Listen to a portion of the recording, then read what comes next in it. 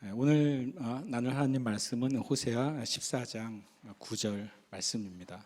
제가 나누고 나는 주제는 길로 다니는 자와 넘어지는 자라는 주제로 함께 말씀 나누겠습니다. 우리 말씀 함께 봉독하겠습니다. 누가 지혜가 있어 이런 일을 깨달으며 누가 총명이 있어 이런 일을 알겠느냐. 여호와의 도는 정직하니 의인은 그 길로 다니거니와 그러나 죄인은 그 길에 걸려 넘어지리라. 아멘. 제가 최근에 호세아서 말씀을 읽으면서 오늘 말씀이 호세아서 마지막 장 14장 또 마지막 절에 있는 말씀이에요.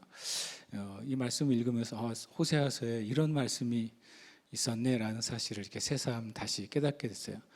호세아서 14장 9절이라는 이 성경 주소가 싹 없으면 밑에 있는 말씀은 어디에 많이 나와 있을 법한 말씀일까요? 마치 잠언 같은데, 그렇죠? 잠언이나 전도서에 이렇게 있을 법한 문장이죠.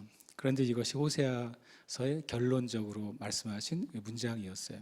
그리고 호세아서 그러면 여러분 벌써 머리에 떠오르는 게 있잖아요. 교회를 좀 다녔던 분들은 호세아는 좀 선자들 중에서 좀 안 됐다 이런 생각을 갖죠. 왜냐하면 하필이면 주님이 왜 호세아에게 그 음란한 여인에게 장가들라고 했는가. 그게 참 하나님의 종인 선지자에게 주님이 하시기에 좀 적당한 임무였을까 이런 생각이 드는 호세아서죠. 그리고 또 호세아서 하면 이제 뭐 싫든 좋든 고멜이라는 여인을 또 사람들이 많이 생각하게 됩니다. 호세아서 1장에 보면 하나님이 호세아에게 그 음란한 여인에게 가서 그를 데려다 결혼을 하라고 말씀하시죠. 결국에는 그 고멜이 세 아들과 딸을 낳게 돼요. 그런데 실은 저는 처음에 호세아서 1장을 읽을 때 그전에도 그랬고 그냥 이 호세아의 자녀들이라고 생각을 했었어요. 어떤 날은. 그런데 실은 2장부터 쭉 읽어가다 보시면 바로 이 세 자녀들이 실은 호세아의 자녀가 아닐 수 있다는 것을 보게 됩니다. 왜냐하면 주님이 이 호세아의 세 자녀를 빗대서 바로 이스라엘 백성들이 하나님 앞에 어떻게 행했는지를 말씀하고 있고, 그리고 그들이 음란한 자들에게 가서 음란한 자녀를 낳았다라고 말씀하세요. 그러면 호세아는 이 자신의 정말 친자녀인지 아닌지 알 수 없는 세 자녀를 기르게 된 것이죠. 그래서 호세아서 보면 그런 스토리가 계속 떠오르게 됩니다. 정말 그런 여러 가지 얘기들이 떠올라요. 그런데 실제로 호세아의 결론은 뭐냐면 이 14장 9절에 나와 있어요. 누가 지혜가 있어서 이런 일을 깨닫겠느냐. 하나님 호세아서 1장에서부터 14장까지 말씀하시는 것은 바로 어떤 사람과 사람 사이의 일이 아니라 바로 누가 여호와의 길을 걸 수 있겠느냐, 누가 하나님 말씀하신 것을 이해하고 살아갈 수 있겠느냐, 실은 그 얘기를 나누고 있다는 겁니다. 여기에 보면 제가 이제 같은 색깔로 표시한 것들이 같은 종류의 그 내용들이죠. 지혜가 있다는 것, 그 사람은 깨닫는 사람이죠. 또 지혜가 있다는 것은 그 사람은 총명이 있고 하나님의 뜻을 아는 사람이에요. 그 하나님의 도라고 말하는 것이 바로 지혜가 있는 사람은 하나님의 도를 아는 것이고 지혜가 없는 사람은 하나님의 도를 모르는 거죠. 그리고 지혜가 있는 사람은 깨닫고 또 알게 되는 자이고, 그리고 또 지혜가 있는 사람은 바로 의인입니다. 그가 바로 그 길로 다니는 사람이고, 또 반대로 죄인은 이 전혀 반대가 되겠죠. 지혜도 없고 깨달음도 없고 총명도 없고 알지도 못하는 자, 그는 하나님의 길이나 또 의인의 길이 무엇인지를 모르는 사람이에요. 이 말씀을 좀 가만히 제가 묵상하다가 첫 번째로는 지혜라는 단어가 있는데요. 지혜는 이제 히브리어로 하캄이라는 단어를 쓰는데 그것이 지혜롭다는 뜻도 있고 전혀 반대의 뜻도 있다는 사실에 제가 놀랐어요. 이 하캄이라는 단어는 지혜롭다는 뜻도 있고 교활하다는 뜻도 있어요. 그러니까 사람에게는 어떤 그 능력이 바르게 사용될 때는 지혜죠. 그러나 이 악인을 통해서 사용될 때는 그것은 교활한 것으로 나타나는 거예요. 그다음에 여기서 말하는 지혜는 당연히 선한 방향의 지혜를 말하는 것이죠. 근데 그런 사람이 있으면 깨닫는다고 되어 있습니다. 깨닫는다는 단어가 히브리어로 빈이라는 단어예요. 이것이 뭐냐면 분리하다라는 뜻입니다. 섞여 있는 것을 나누는 거예요. 그러니까 이 깨닫는다고 하는 것은 이제 디선이라는 단어를 쓰죠. 뭐냐면 분별하는 거예요. 옳은 것, 그른 것을 분별하는 것이죠. 하나님께 속한 것, 그리고 아니면 마귀에게 속한 것을 분별하는 것. 그러니까 지혜가 있으면, 정말로 하나님께로부터 오는 지혜가 있는 사람은 뭘 하는 것입니까? 내 삶에 분별이 있는 거예요. 어떤 것이 하나님의 길이고 어떤 것이 세상의 길인지, 어떤 것이 하나님이 기뻐하시는 삶이고 어떤 것이 하나님이 미워하시는 삶인지, 어떤 것이 내 삶을 위한 진짜 바른 결정이고 어떤 것이 오히려 내 삶을 망치고 또 죄에 이르게 하는 길인지를 분별하는 거예요. 그러니까 지혜는 우리에게 분별을 가져다 주죠. 그 다음에 단어가 총명이 있어서 이런 일을 알겠느냐라고 말해요. 참 제가 재밌게 느낀 것은 깨달으며라는 단어가 히브리어로 빈이라는 단어, 분리하다는 단어, 또 이해하다는 단어였는데, 실은 총명이라는 단어를 여러분이 찾아보시면 똑같이 빈이라는 히브리어를 사용하고 있다는 것입니다. 한글은 이제 지혜로운, 깨달으며 또는 총명 이렇게 단어를 다르게 번역을 해 주었어요. 뭐 의미가 이렇게 해도 좋겠습니다. 그런데 히브리어는 같은 단어를 사용하고 있는 것이 굉장히 재미있습니다. 총명은 똑같이 빈이에요. 다시 말하면 분리하고 이해하는 것이죠. 총명이 있으면 이런 일, 이 호세에서 말씀하신 하나님의 도저, 하나님이 가라고 하신 길을 알게 될 거라고 말씀하고 있습니다.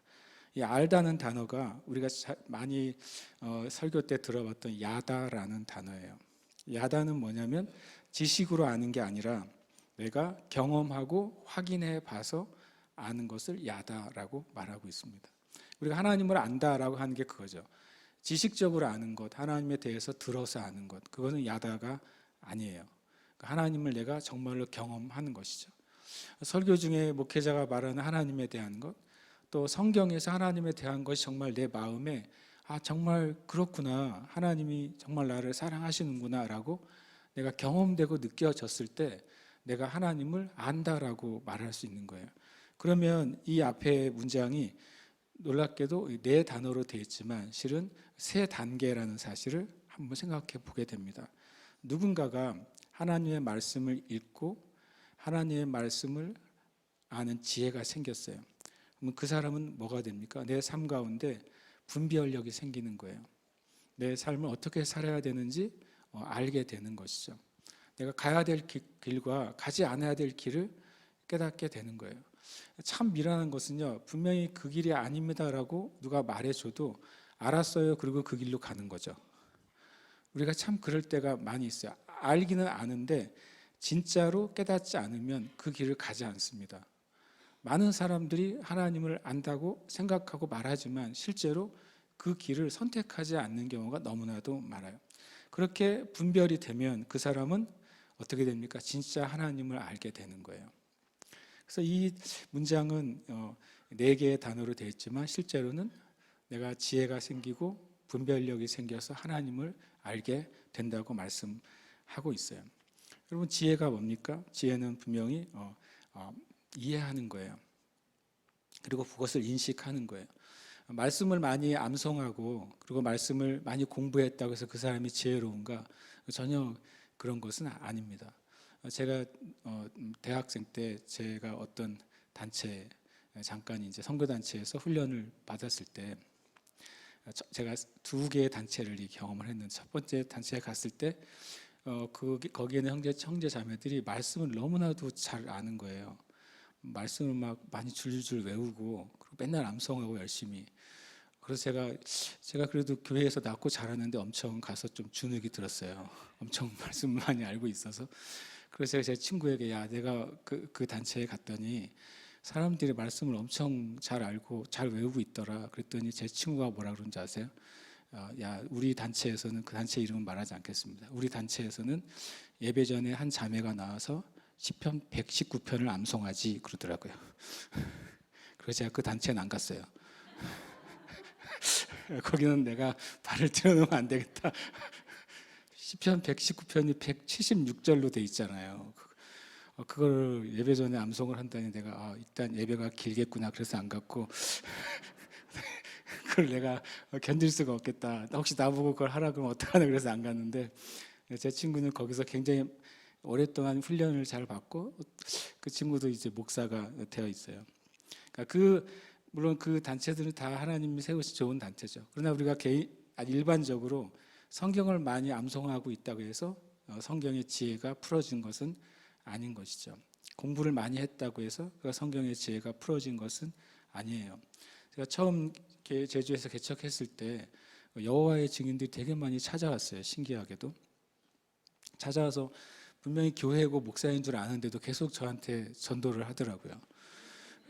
그래서 믿음이 크도다라고 생각을 해서 그러면 이제 올 때마다 제가 또 웰컴해서 교회 안으로 들어와서 얘기를 나눴어요. 어차피 그때는 교인도 없으니까 그분이라고 얘기를 많이 나눴는데 그러면 제가 깨달았죠. 그분들은 성경을 열심히 연구해요. 그래서 제가 보기에 제일 좀 안 됐다고 생각하는 분들이에요.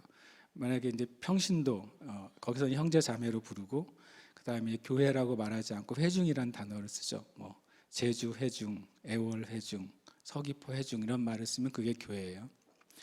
그런데 이제 거기에 형제 자매들이고 나중에 이제 목사라는 단어가 없고 장로라는 말을 쓰죠.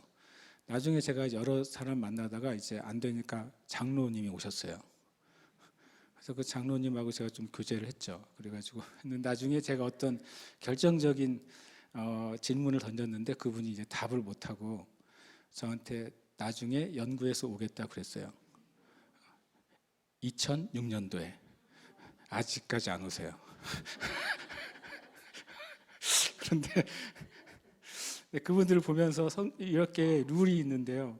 만약에 집사님 정도 되는 급의 이제 분들이면 하루에 2시간씩 교리 연구를 하는 게 의무예요. 여기 계신 집사님들 2시간. 2시간씩 교리 연구라는 말을 쓰더라고요. 이제 성경을 읽고 그거에 대한 설명을 공부를 하는 거죠. 그게 의무입니다. 그리고 이제 1년에 일반 성도들은 뭐 이렇게 100 몇 시간이라고 저한테 얘기하더라고요. 100 몇 시간을 형제자매들은 봉사를 해야 돼요.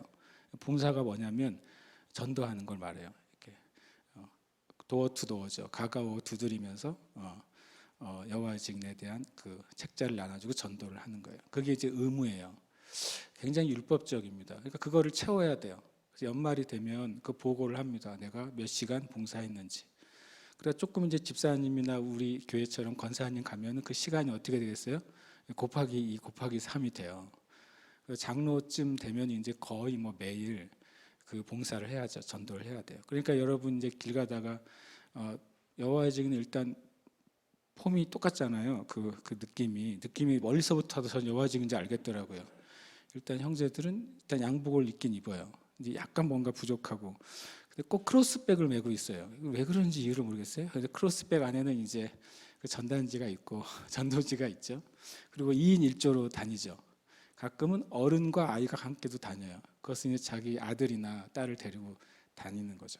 그렇게 보면 대단하죠. 왜냐하면 그것을 전도를 의무로 여기고 성경을 연구한 것을 의무로 여기는 거예요. 그래서 제가 그분들이랑 교제하다가 성경을 정말 모른다는 사실을 알게 됐어요.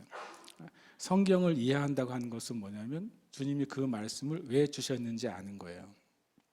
그 다음에 그 말씀이 말하는 진짜 성경의 뜻이 무엇인지를 이해하는 거예요. 성경에 있는 단어를 사전적으로 이해했다고 해서 말씀에 대한 지혜가 있는 게 아니거든요. 그래서 그걸 보면서 제가 굉장히 안타까웠어요. 그런데 교회 성도들은 그거보다 나으냐? 그것은 이제 모릅니다. 말씀을 훈련하고 또 배우고 그런 경험이 없는 그리스도인들은 어쩌면은 믿음은 있으나 말씀에 대한 지혜와 총명과 아는 것은 굉장히 어린 상태일 수도 있는 거예요. 그래서 여러분 하나님의 말씀을 배우고 양육받는 것을 선택하시길 축복해요. 그것은 우리의 삶에 정말 내 영이 자라나고 열매 맺는 좋은 길인 거죠. 이 말씀에 보면 질문하잖아요. 누가 지혜가 있느냐? 누가 총명이 있느냐? 이 말은 뭐예요? 있는 자가 많지 않다는 거예요. 호세아는 북이스라엘, 멸망하는 북이스라엘 향해서 예언한 선지자예요. 호세아 때 남쪽 유다에는 실은 이사야가 있었어요. 이사야는 엄청 알려져 있지만 호세아는 그만큼 주목이 되지 않죠. 왜냐하면 이 북이스라엘이 먼저 멸망했거든요. 그 이스라엘의 그 죄를 계속 고발하고 여호와의 도를 따라라, 하나님이 말씀하신 길을 가라라고 그렇게 외쳐요. 호세아는 또 심지어 자신의 삶이 하나님의 메시지가 되잖아요. 진정한 예언자는요, 그의 삶이 메시지가 되는 예언자예요. 근데 호세아는 정말 그런 면에서 진정한 예언자였죠. 그럼에도 불구하고 북이스라엘이 어떻게 됐습니까? 망했죠. 제가 그런 생각을 했어요. 요나는 니느웨가 멸망하는 것을 몇백 년을 뒤로 미루게 한 선지자예요. 요나의 메시지를 듣고 니느웨의 왕부터 짐승까지 다 금식하고 회개하고, 그래서 하나님의 심판이 몇백 년 뒤로 미뤄졌어요. 참 놀랍죠. 근데 실은 하나님이 사랑하는 백성이잖아요. 하나님의 백성인 이 북이스라엘 백성들이 하나님의 진정한 선지자인 호세아의 메시지를 안 들었어요. 그리고 이 말씀대로 비교하면, 그 말씀에 대입하면, 누가 지혜가 있어 이런 일을 깨닫고 총명이 있어서 알겠느냐? 못 들은 거예요. 그리고 알지 못한 거예요. 그리고 이스라엘이 멸망한 것이죠. 그러니까 이 말씀은 어떻게 보면 잠언의 말씀 같지만, 이 말씀은 그 호세아의 시대나 지금의 시대에 주시는 엄청 엄중한 경고가 될 수 있는 거예요. 우리가 만약에 말씀을 듣고 하나님의 도를 듣고 그리고 그 길로 가지 않는다면, 깨닫지 못하고 분별하지 못하고 그리고 하나님을 정말로 만나지 못한다면 우리 앞에 있는 열매가 어둡겠죠. 그리고 심판이 있을 겁니다. 그리고 영원한 심판이 분명히 있다는 사실을 성경은 말씀하고 있어요. 여기에 보면 하나님의 그 정직한 도를 듣고 깨닫고 그리고 분별하고 하나님을 만나는 사람은 그 길로 하나님의 그 말씀 가운데 다니는 사람이라고 그래요. 그 사람은 그 길의 끝이 어디가 되겠죠? 천국과 영생이 되는 것이죠. 그러나 그것을 깨닫지 못하고 또 분별하지 못하고 듣는 귀가 닫혀 있다면 그는 실은 오히려 그 진리 때문에 걸려 넘어지는 거예요. 우리식으로 하면 시험을 봤는데 시험에서 불합격하게 되는 것이죠. 제가 이 말씀을 계속 묵상하다가 여호와의 도라는 말, 그리고 여호와의 도는 그 길이라고 말씀하신 것에 많이 제 마음이 이렇게 가게 됐어요. 그래서 주님의 도, 주님의 길이 무엇을 말씀하시는지를 제가 지금 묵상하게 됐어요. 그러면서 우리가 믿는 믿음을 세상 사람들은 기독교라고 말하죠. 저와 여러분은 이 땅에 하나님을 알지 못하는 사람들, 교회 밖의 사람들 우리 보고 뭐라고 말합니까? 기독교인, 그리스도인이라고 불려지는 저와 여러분이잖아요. 그럼 내가 기독교인이라고 불려지는데, 그럼 기독교에서 말하는 정말 그 근본이 무엇인가? 기독교는 정말 무엇인가? 그것에 대해 제가 묵상을 하게 됐고, 그래서 오늘 아주 간단한 세 가지 주님이 저에게 주신 마음을 좀 나누고 싶습니다. 함께 같이 한번 읽겠습니다. 시작. 기독교는 종교가 아니라 하나님의 말씀의 도이다. 아멘. 밑에 영어는 데일 형제님 읽어줘야 되나요? 제가 주보에 하나의 오타가 났어요. The ways라고 되어 있는데 S가 빠져야 됩니다. 왜냐하면 기독교는 유일한 길이기 때문에 그래요. 기독교는 종교가 아니에요. 종교는 뭐냐면 사람이 만든 거예요. 사람이 만들고 스스로가 의지하는 것이 바로 종교예요. 많은 대한민국의 부모님들이 부모님들을 통해 자녀들이 이 땅에 왔잖아요. 부모들이 만들었죠, 자녀를. 그런데 자녀들이 부모의 우상인 경우가 너무 많은 거예요. 대한민국은 너무 자녀를 사랑하는데 사랑을 떠나서 숭배해요. 왜냐하면 자녀들에게 모든 것을 걸어요. 그렇죠. 그러니까 자녀가 우상인 경우가 굉장히 많은 거죠. 우상인 자녀를 또 알 수 있는 방법이 있어요. 우리가 가진 재정의 많은 부분을 자녀를 위해 써요. 그죠? 우리의 가진 것을 많이 드리는 곳이 우상일 가능성이 굉장히 커요. 우리가 어디에 가장 많은 시간을 쓰느냐, 나의 돈의 가장 많은 부분을 어디에 쓰느냐, 내 관심의 가장 많은 관심을 어디에 쓰느냐, 그것이 우리의 우상일 가능성이 크고, 그것이 우리의 신일 가능성이 큰 것이죠.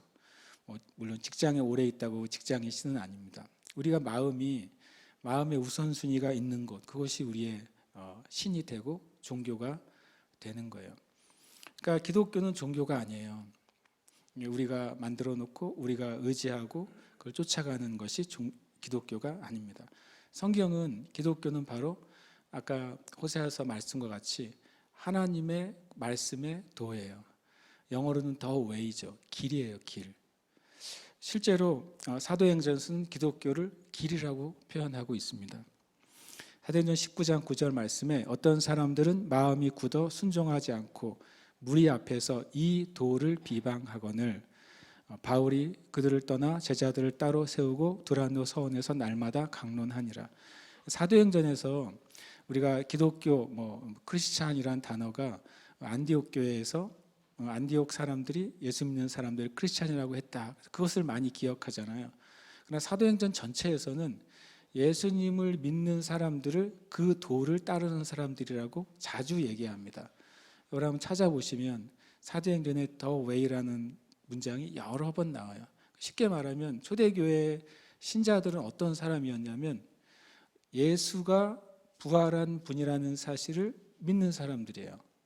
그리고 예수라는 사람이 한 말을 따라서 살아가는 사람들, 그런 사람들의 의미로 그 도를 믿는 자라고 표현했어요.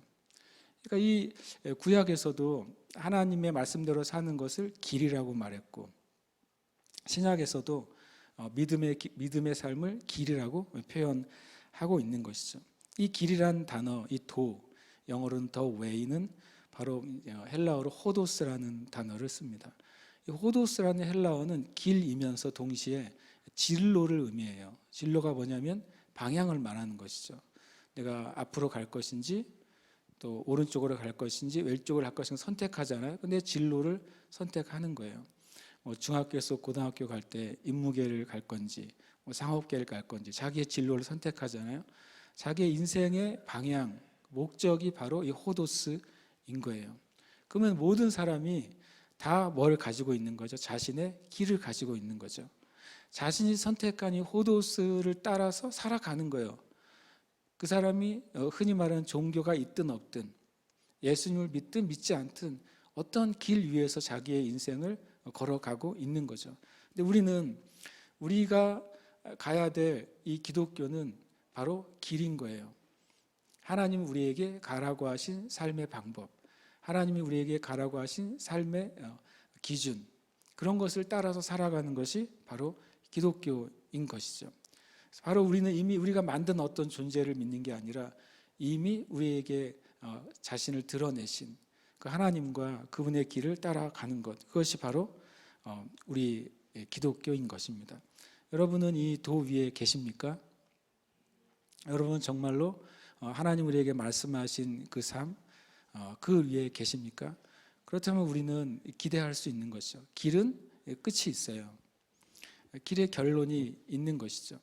만약에 나의 삶이 끝이 구원과 영생이 아니라면, 그리고 내 삶의 끝이 구원과 영생이 아닐지도 모른다고 생각하면 어떻게 해야 됩니까? 길을 바꿔야죠. 우리의 그 진로를 바꿔야 되는 거예요. 우리가 하나님이 원하시고 기뻐하시는 길을 우리는 다시 선택해야 되는 것이죠. 두 번째 기독교에 대한 제 묵상을 함께 읽겠습니다. 기독교는 방법이 아니라 예수님의 인격이다. 제가 이 말을 왜 하게 됐냐면 앞에 기독교가 길이라고 그랬잖아요. 근데 더 웨이라는 하면 영어를 찾아보면 방법이라는 의미들을 많이 가지고 있어요. 어떻게 하는 방법, 어떻게 하는 행동하는 기준, 이런 것들이 더 웨이가 되죠. 그래서 우리가 예수님 믿으면서도 주님이 그 도니까 마치 어떤 행동을 해서 무엇을 얻는 그것을 우리가 기독교라고 생각하는 거예요. 그게 바로 성경은 뭐라고 말하냐면 율법이라고 말하는 거죠.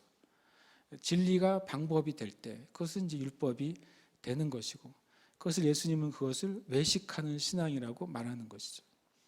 마음엔 전혀 그렇지 않은데 절기를 지키고, 마음엔 전혀 그렇지 않은데 안식일을 지키고, 마음엔 전혀 그렇지 않은데 11조를 드리고, 마음엔 전혀 그렇지 않은데 금식하고, 그리고 또 봉사하고 다른 사람 구제해요.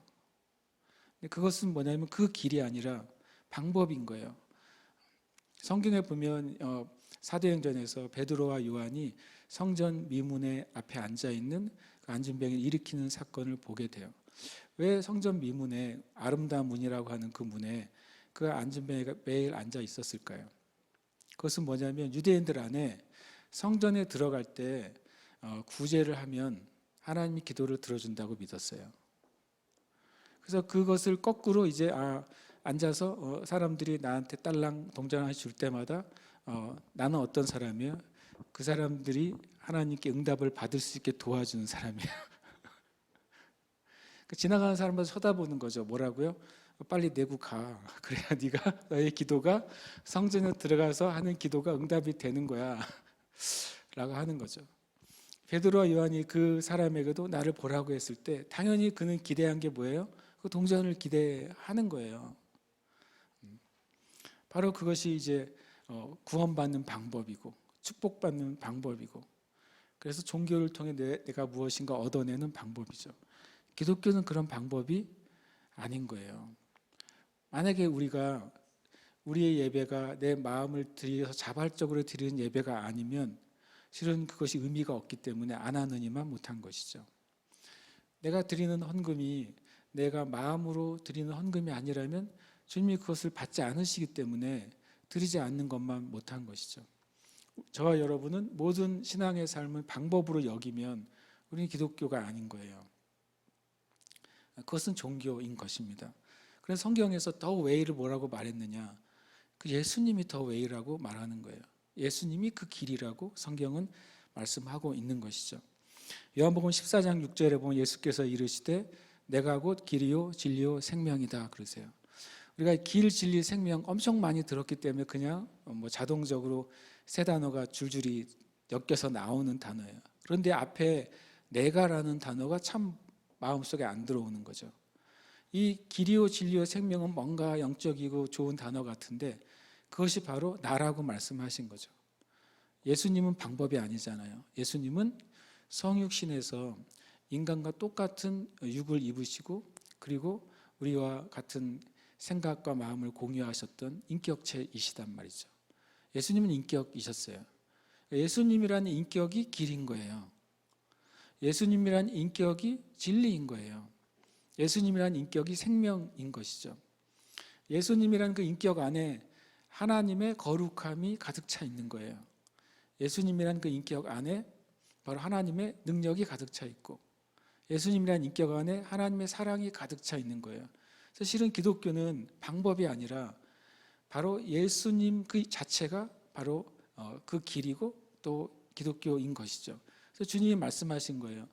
내 안에 있는 하나님의 거룩함, 하나님의 사랑, 하나님의 능력, 그것을 만나는 사람은 뭐예요? 바른 길 위에 있는 거예요. 예수님을 만나고 또 예수님을 따라가는 사람, 그분을 닮아가려고 하는 사람은 진리의 삶을 사는 거예요. 예수님을 알고 주님과 교제를 나누는 사람은 그 안에 생명이 있는 거예요. 그게 기독교이고 그것이 바로 주님이 우리에게 주신 길이에요. 인격이 길인 것이죠. 누군가가 정말 좋은 기독교인이네, 저 기독교인은 괜찮네라고 하는 기독교인이 있다면 그는 분명히 예수님을 많이 닮아 있을 거예요. 예수님을 닮지 않았는데 그 사람 우리가 기독교인이라고 그러면 그건 잘못된 것이죠.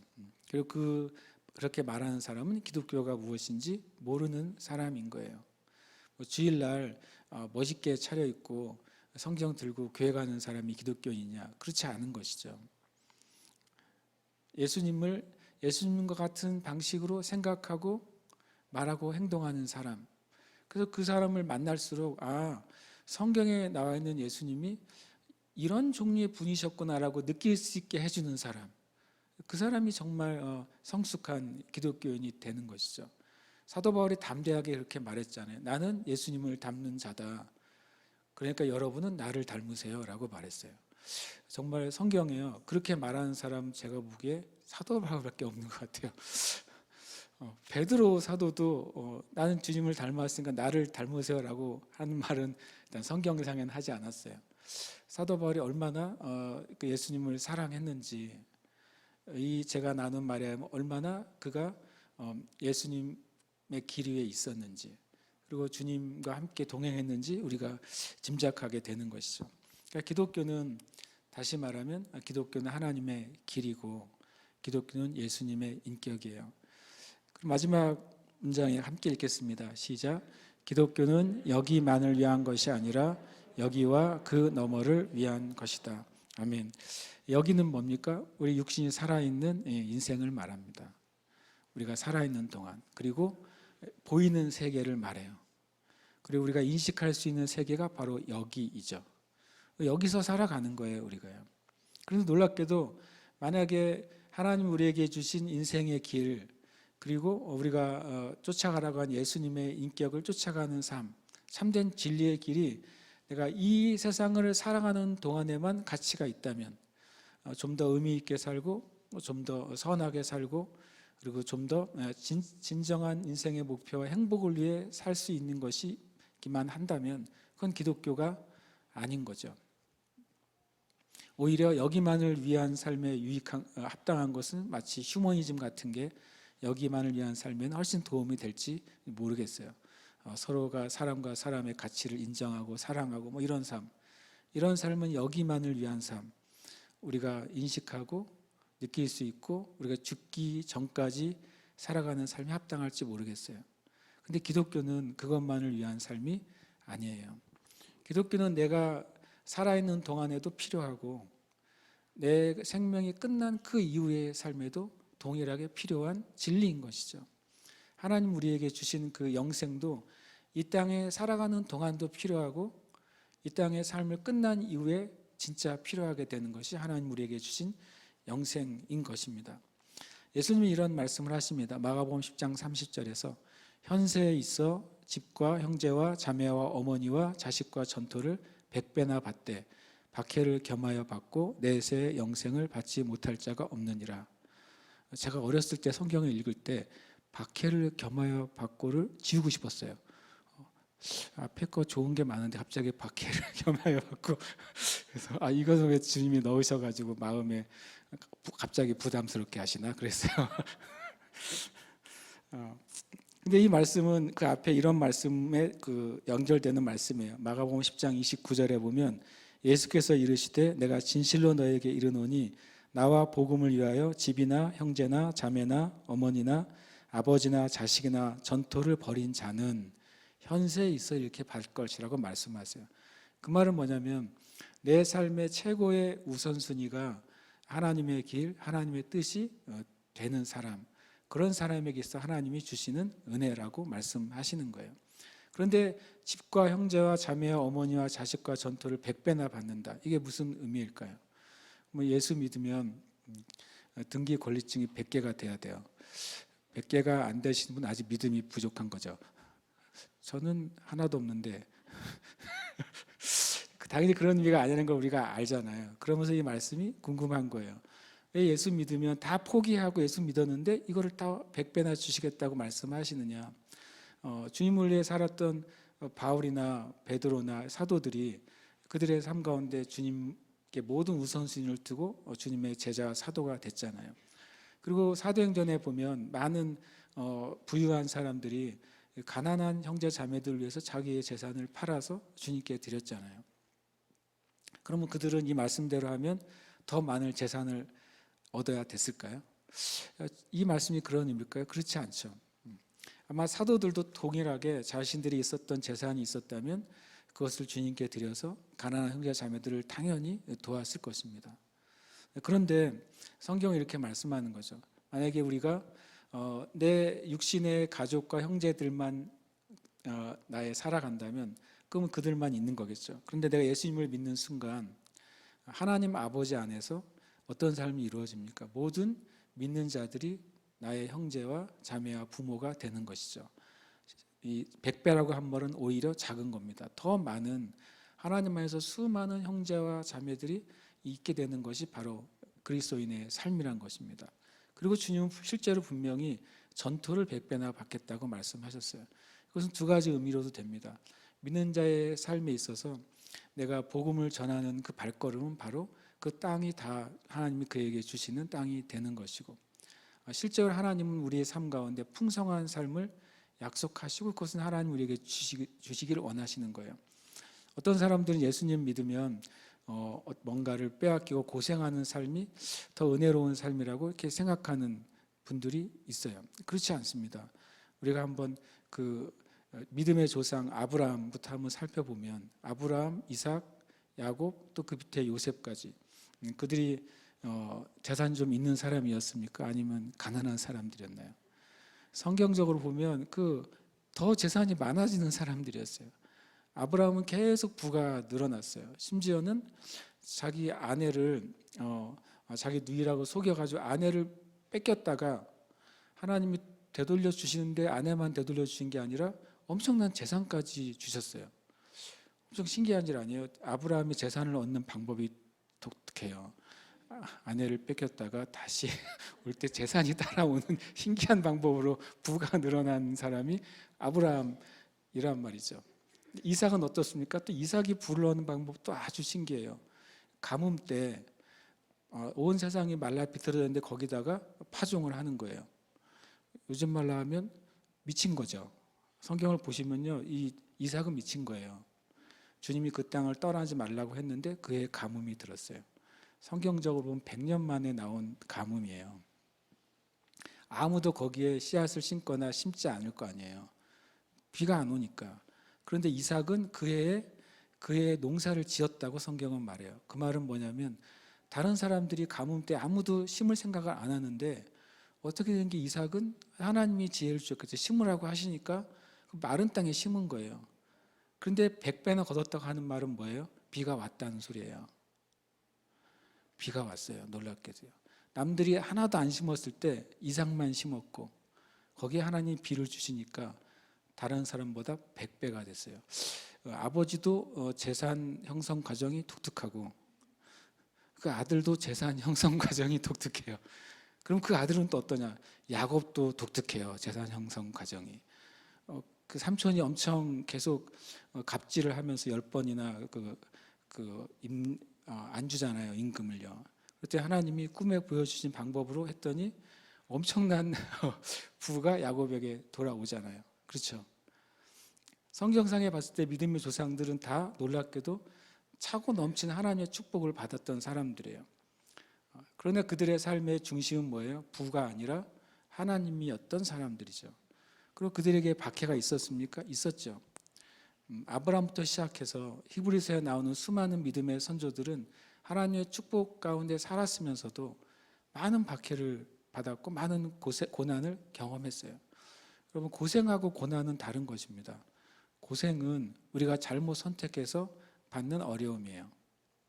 주님이 우리를 고생으로 부르지 않으셨어요. 여러분, 고생하면서 난 주님을 위해 고난받아요 라고 말하지 마세요. 그러면 주변의 사람들이 진짜 예수 믿으면 저렇게 되는 줄 아는 거죠. 고생은 주님께로부터 온 게 아니에요. 성경은 분명히 주님으로부터 오는 것은 형통이라고 말했어요. 여호수아 1장에서도 주님을 계속해서 형통 하세요. 영어로 뭐예요? successful이에요. 성공할 거라는 거예요. 하나님 믿는 사람들이 만약에 다 실패한다면 주변 사람 누가 하나님 믿고 싶겠어요? 하나님의 기본적인 우리를 향한 약속은 형통이고 성공입니다.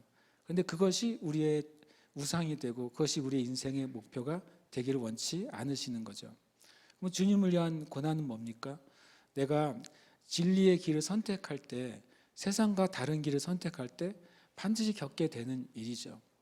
내가 사회생활을 하거나 직장생활을 하거나 내 삶을 살 때 다른 모든 사람들이 가는 길을 똑같이 갈 때에는 부딪히는 일이 없겠죠.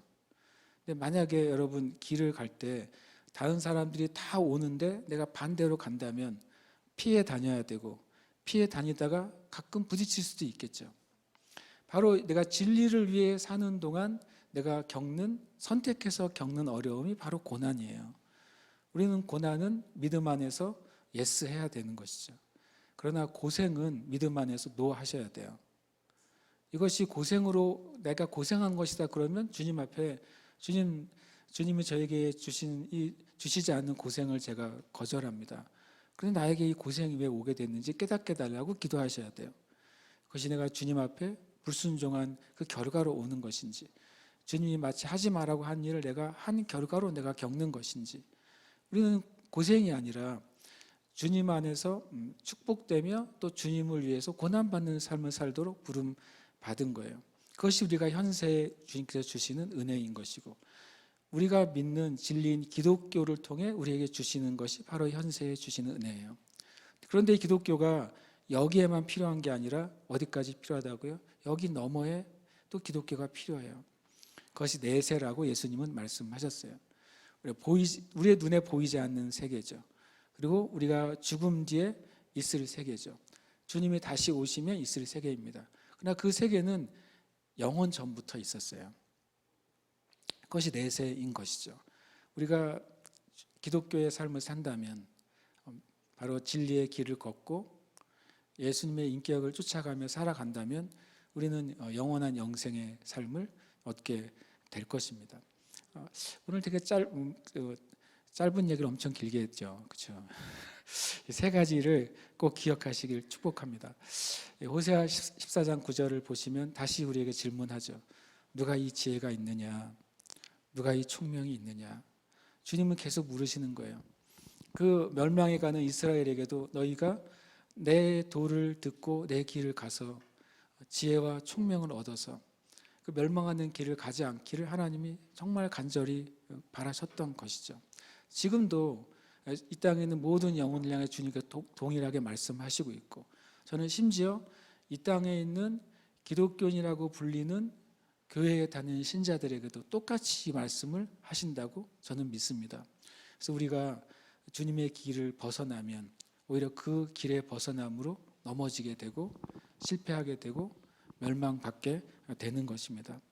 우리가 함께 이 말씀 함께 읽고 기도하기로 합니다. 함께 읽겠습니다. 누가 지혜가 있어 이런 일을 깨달으며 누가 총명이 있어 이런 일을 알겠느냐?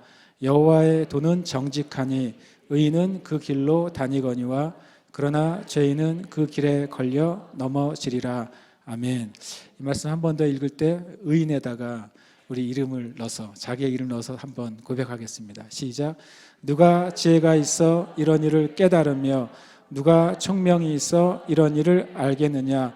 여호와의 도는 정직하니 고운령은 그 길로 다니거니와 그러나 죄인은 그 길에 걸려 넘어지리라.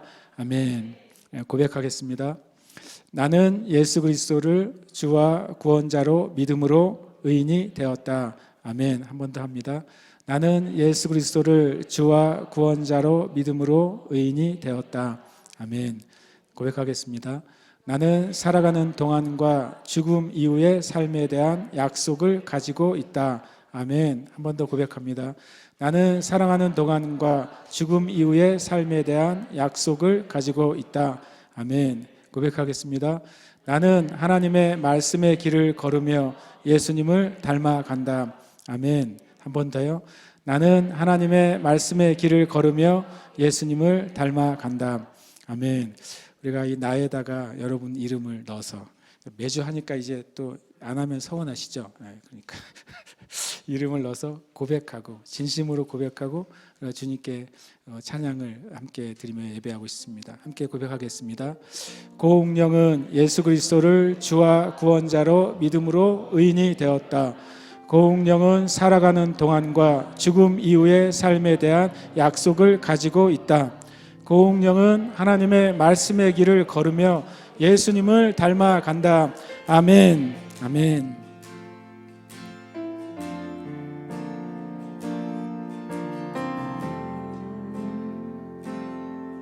하늘에 나는 새도 주 손길 돌보시네. 온 땅에 충만한 주 사랑으로 내 마음을 덮으소서. 주 나를 부르셨네. 주의 영광 위해 모든 사람 이끄소서. 주의 영광으로 주 말씀 향하여 달려가리라.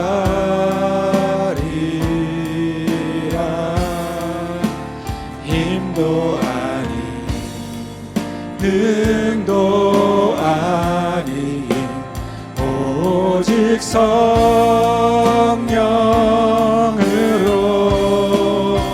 주 얼굴 향하여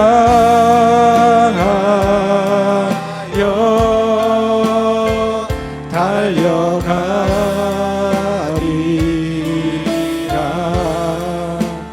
오 주의 영광 안에 살게 하소서. 주 말씀 향하여 주 말씀 향하여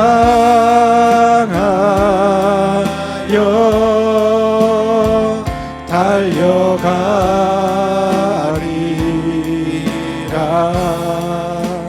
힘도 아닌 능도 아닌 오직 성령으로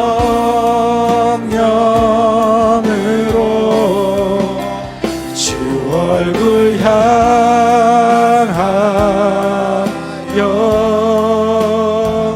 달려가리라.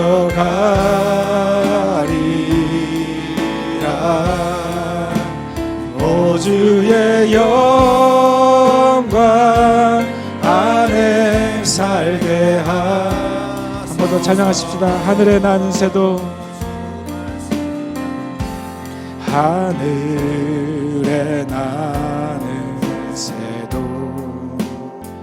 주 손길 돌보시네.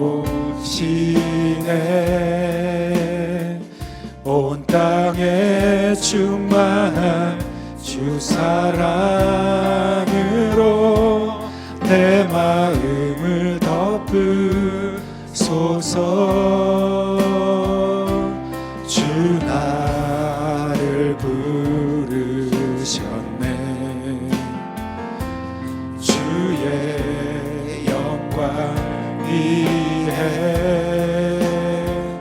모든 사람 이끄소서. 주의 영광으로 주 말씀 향하여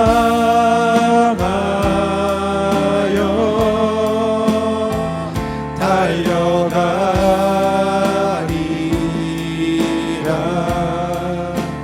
힘도 아닌 능도 아닌 오직 성령으로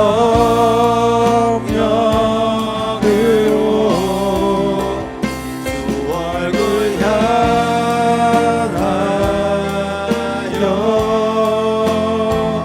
달려가리라.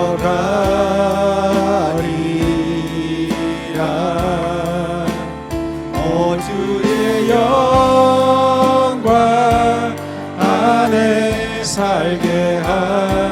주 말씀 향하여 주 말씀 향하여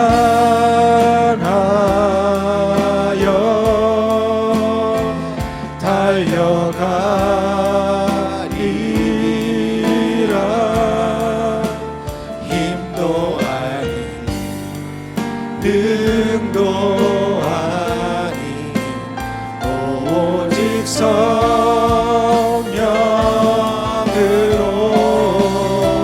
주 얼굴 향하여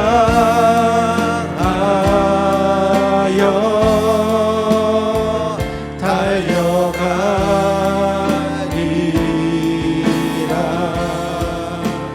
오 주의 영광 안에 살게 하소서. 함께 이 시간 기도할 때 나는 예수 그리스도를 주와 구원자로 믿고 있는 자다. 나는 살아가는 동안 죽음의 삶에 대한 약속을 가지고 있는 자다. 하나님의 말씀의 길을 걸으며 예수님의 길을 따라가겠다고 함께 이 시간 기도하면서 또한 찬양하며 나아가십시다. 기도하겠습니다. 하나님 감사합니다. 주님의 은혜의 길을 허락해 주셔서 감사합니다. 구원의 길을 허락해 주셔서 감사합니다. 영광된 길을 허락해 주셔서 감사합니다.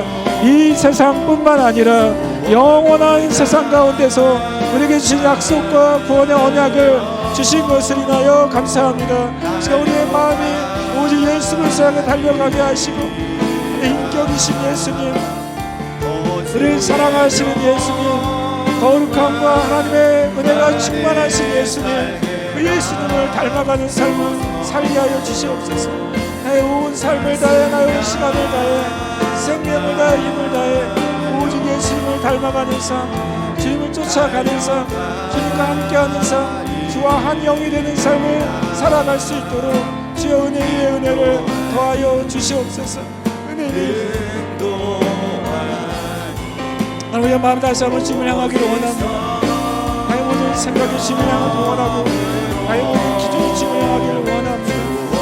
할렐루야. 바라바라바시라바라바스 오라바라바라바시라바라바라바스 아바라바라바라바라바라바스 우리의 심령이 주님과 한 영이 되게 해주시옵소서. 주님과 함께 죽고 주님과 함께 일으킴을 받고 주님과 함께 올려져 하나님의 보호자 우편에 앉아있는 그 은혜의 삶으로 우리 이끌어 주시옵소서. 주님과 닮은 삶, 주님을 쫓아가는 삶, 주님 행하신 일을 행하는 삶, 하나님 그 삶으로 이끌어 주시옵소서. 가장 높은 길, 가장 거룩한 길, 가장 최고의 길, 가장 아름다운 길을 걸어갈 수 있도록 주의 은혜의 은혜를 더해주시고 지금 이 시간 그 길을 결정하도록 지금 이 시간 주님의 길 가운데 돌아오도록 주의 은혜 내려주시고 역사하여 주시옵소서.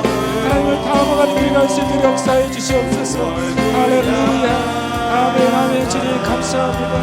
할렐루야. 바라바세 거라바라바라바라바세 아멘 아멘 아멘.